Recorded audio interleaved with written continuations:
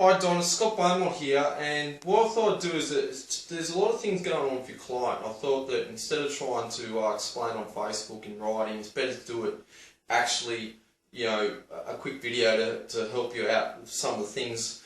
There's quite a few things that I see that's going on. Is that one, he's got inversion of the foot, okay, he's got internal rotation of the legs, okay, and that affects the rotation, the internal rotation of the hips. And also the other thing what he's got is because of the hand motion problem that you said he's got in rotation of the arm, okay? So he's permanently internally rotated, and his pec majors are tight and his deltoid is really tight, okay? So essentially when that's tight, okay, and then there's fascia tissue that permanently leaves these muscles here, like his deltoids, his superinfinatus, his inferior infinatus, his rhomboids and his lats are permanently stretched, okay, essentially, or elongated.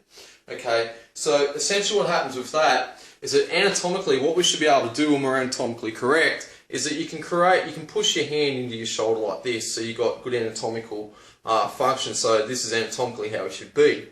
So what happens is he's internally rotated this way, and because he's so tight, he can't anatomically rotate internally, externally rotate his arm, so he can't go back to neutral and then continually externally rotate, so he can't get back there because he's just so tight in the deltoid. So then essentially what happens is that because this is all loaded and stretched, okay, what he does is he picks his arms up, and to compensate for this, because he can't load these muscles, okay, when he accelerates the upper body, and also because the upper body goes into left lateral bending, causes the spine to kink early, so he can't really load them anyway. Essentially what he does, he bends his arm and he activates his tricep to accelerate his hand, to create distal end speed of the hand, to create acceleration of the arms, and then essentially to maintain acceleration of the club head. But what happens is that this becomes locked, and because he can't rotate, he then goes this way a little bit, and then it sort of explains his ball flight. You can sort of see that at address he's really hiked up. Okay, so essentially what happens is that he also can't rotate because the head of the femur, the head of the humerus is internally rotated and it's locked in the joint. Okay, so he can't do that. Okay, and also his right shoulder is internally rotated as well. Okay, and you can sort of see after impact he's internally rotated this way, and you can see that he's hiked up here. And you can see that his elbow, you can see that it's pointing this way. It's not here anatomically, okay, so it's not rotated, so the elbow is pointing to the ground. So it's a really good indication. So you can see it hiked up, and he's actually like this. And you can see it's pulled, and he's this way. Okay, so I'll get back a bit. So he's this way, essentially.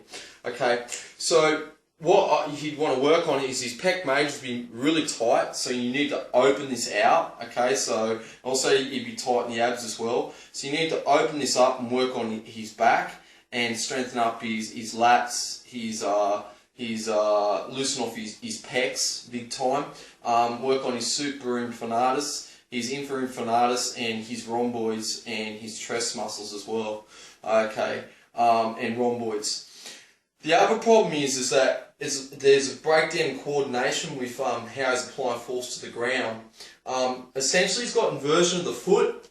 So he's got inversion of the foot, so it's flat-footed, and then also he's got internal rotation of the legs. Okay, so his femurs are rotated inwards. And essentially, again, what happens is when you've got internal rotation, you've got the femur and you've got a ball joint. And essentially, what happens is this that comes out. Okay, it comes out. Oh, the head of the femur comes out like this, so it comes out sideways. Okay, and then it runs down. Okay, so that's how that sort of, that's the movement of it. When you're internally rotated, it becomes locked.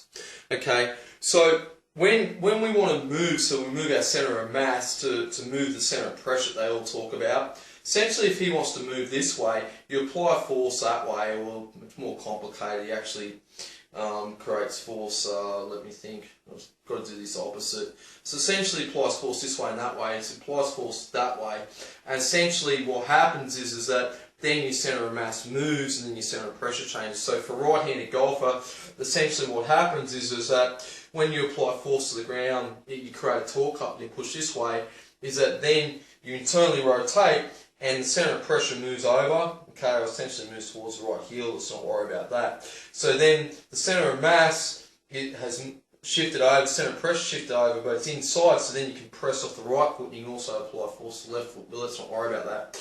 Okay, so because he's internally rotated a little bit, he's not externally, so he's internally rotated inversion of the foot. What happens is, and this is also internally rotated, when he applies force to the ground, okay, shear forces, what happens essentially is that his centre of mass drifts out behind him. You won't see this on the video. I know this from seeing a lot of 2D video and process in 2D into 3D, and I've seen hundreds of thousands of golf swings for many years now, and you begin to see certain trends and patterns. So essentially what happens is that this joint becomes locked, so what he does, he has to slide. So he gets inversion of the foot, internal rotation, and he locks his centre of mass, moves over here. Now, able to shift weight or move his centre of mass, what he essentially has to do is he has to slide his pelvis to try and create separation in the joints, so to create separation on the ball joints of the femurs, and to try and create a little bit of separation in the joint, okay, so that he can then move and create lower body rotation. What happens is, because this is internally rotated, it then locks on him. So what he does is his centre of mass actually goes this direction, he comes up, you can't see it on video, he goes an extension of the pelvis, okay, and this is locked. And a good indication of that is what you can see is that after impact, it's sort of hard to do it, but his foot, you'll see, is rolled, his tibia and fibia is externally rotated, and so is his femur, and he's locked, so he becomes this way. And it's sliding of the pelvis is the reason why he's not getting 20 degrees of rotation. However, that's here nor there. You can still have 20 degrees of hip rotation, but it's how much torque and acceleration when you create that. Norman Felder and Price was only 20 degrees open left of the target. So when you create that torque coupling acceleration, then to stretch the core and accelerate the upper body.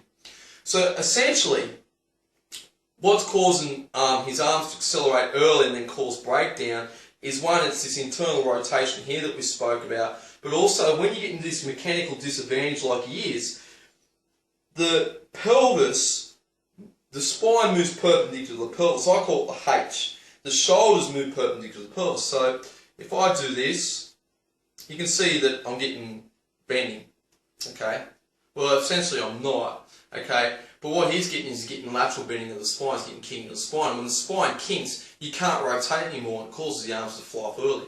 So when he's in this position and he slides, and he's in extension like he is a little bit, he then goes into left lateral bending, okay, and then what happens is the spine kinks on him. So as soon as he does this locks, he can't rotate anymore and the arms fly off. Okay, and because he's internally rotated here and he can't externally rotate, he bends his arm and then he snaps it, like I said, to create distal acceleration of the hands or maintain acceleration of the hands, and then the club accelerates towards impact, but it runs out of room because he can't move, he's all locked, everything's locked. Okay, so then he does this. Okay, so I hope on that explains. So I'll be looking at his ankle mobility. Definitely his posterior chain, so glute activation. He's got tight abductors when that gets internal rotation. It's tight abductors as well, and he have really tight hamstrings. Also, I'll be working on, he's got slight postural kyphosis, so he's like this. I'll be working on opening up, and I'll be strengthening his back and opening out so we can create separation in these joints as well. So I hope that helps, Don. It's just a quick, simple video, and I hope this helps you out. And I mean, I can explain this more, but a little bit hard writing on Facebook, but I can do another video to explain in more depth. Okay, so I hope this gives you the general idea of things to look for. Okay, thank you, Don. Bye.